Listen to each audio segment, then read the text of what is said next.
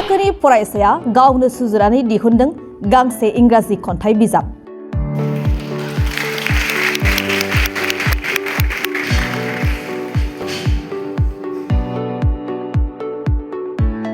शंकरदेव शिक्षा निकेतन फरायसालिनि 8 थाखोनि फरायसा रिस्किं बर'नि गावनो रनसायनाय इंराजि खन्थाइ phase from a school bag बिजाबखौ बेखेवबाय।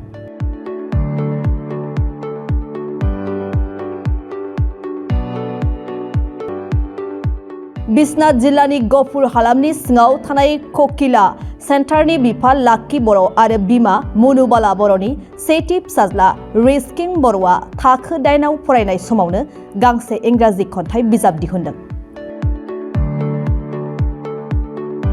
बिथांनि गावनो रनसायनाय इंराजि खन्थाइ phase from a school bag बिजाबा आबुं महर मोननायनि उनाव बे बिजाबखौ मैया गावनिनो फरायसालि शंकरदेव शिक्षा निकेतन आव मोनसे हाबाफारि खुंनायनि गेजेरजों बेखेवबाय। बिथाङा उन्दै समावनो फरायबाय थानायजोंनो लोगोसे रुमाव थानानै समखौ ओरैनो हगाराजासेनो खन्थाइ लिरनानै खन्थाइ बिजाबखौ दिहुननाय जायो।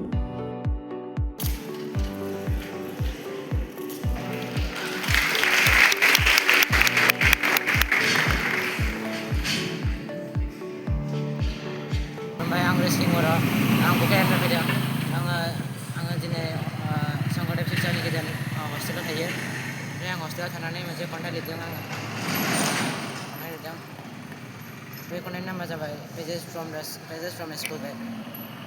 इंलिसाव लिरनाय आरो इंलिसाव लिरनाय। दोंबैसो लिरनानै नों बे बिजाबखौ दिहुनदों?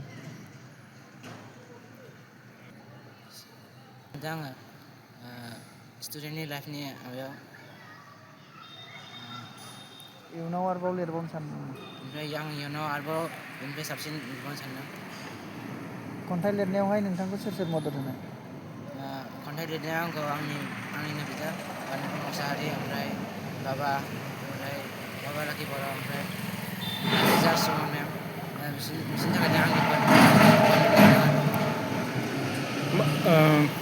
आङो दा क्लास 8 आव फरायो।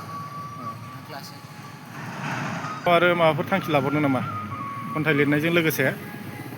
मा जानो सानदों इयुनाव आङो फिउचाराव? डाटा साइन्टिस्ट जानो सानदों।